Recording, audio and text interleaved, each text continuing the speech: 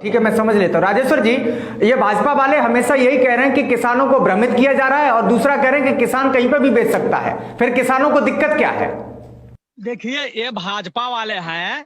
ये भाजपा वाले क्या करते थे कि जब नोटबंदी लाए तो ये सारा काला धन निकालने की बात कर रहे थे, लेकिन इनकी नोटबंदी पूरी तरीके से फेल हो गई। नोटबंदी का इनका उद्देश्य क्या था ये बता नहीं पाए। लोग लाइन में लग गए, इनका काला धन आज तक निकल के नहीं आया। उसके बाद इन्होंने कहा कि 2 करोड़ लोगों को हम रोजगार देंगे, और जब नौजवान जो है रोजगार की बात करने लगा तो इनके जो मोदी जी हैं, जो प्रधानमंत्री हैं, उन्होंने कहा कि पकौड़ा तलो, पकौड़ा तलना भी रोजगार है।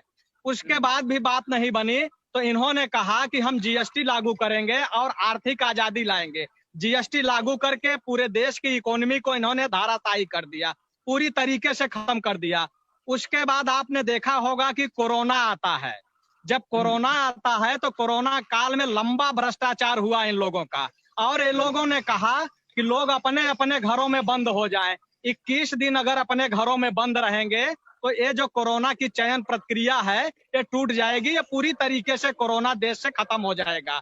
लेकिन लॉकडाउन में लोग पैदल चले, भूख से बिलबिलाए, पूरी अर्थव्यवस्था चौपट हो गई। तो अब किसान ये नहीं चाहता कि हमारे ऊपर ये लोग प्रयोग करें, ये बिल ला के हमें फायदा बताएं। किसान ये नहीं चाह रहा है कि हमें फायदा बताएं।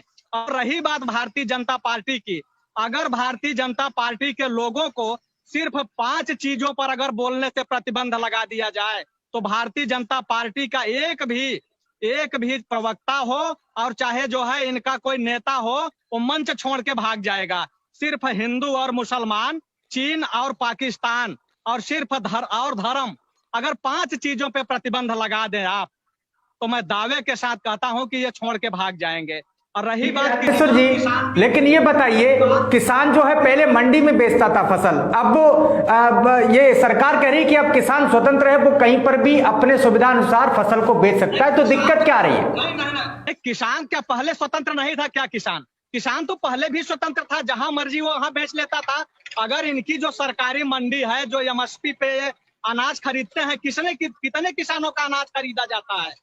जो भी किसान जाता है अनाज बेचने, उसको वहां से भगा दिया जाता है तमाम प्रावधानों के तहत। वहां तो ये जो भाजपा के व्यापारी हैं, ये व्यापारी जो है किसानों से अनाज खरीदते हैं और वहां ले जाके बेचते हैं, और अधिकारी और नेता ये दोनों मिलके वहां बंदर बाट करते हैं। किसान पहले भी स्वतंत्र था, वो जहां मर्जी वहां बेचता था।